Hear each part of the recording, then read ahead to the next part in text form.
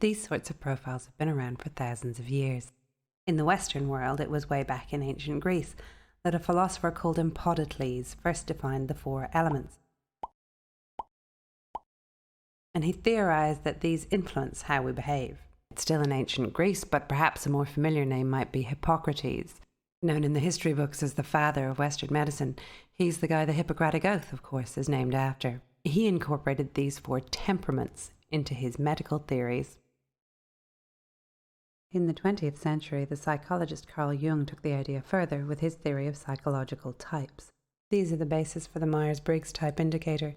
It's a pretty popular psychometric profile that you might have come across at work or online. This one drills down to give not 4, not 8, not 12, but 16 different flavors. So these four styles have been pressed into service in millions of different ways over the years for workplace management techniques or best parenting approaches. There's a host of different, what potato are you type quizzes online, and many of them do base themselves on these four styles. So now we come to the most widely used modern behavioral styles profile, which is the DISC profile, and it's based on the work of psychologist William Moulton Marston. Marston's work both broadened and further defined the four categories. Some fun facts about our man Marston. He was actually famous for a number of different achievements, one of which being that he invented the first prototype polygraph lie detector test with his wife Elizabeth.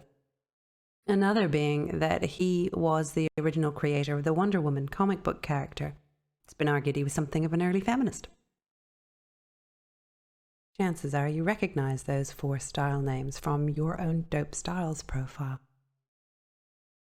Marston was an interestingly unconventional character and a real example of how we are all more than one thing. We can be serious, we can be playful, and how we are and who we are and how we think depends on the circumstances we find ourselves in, and we may choose to flex and adapt our behavior depending on where we find ourselves and who we find ourselves dealing with. And this is the great thing about the full DISC profile. It allows you to see where you have capability to flex.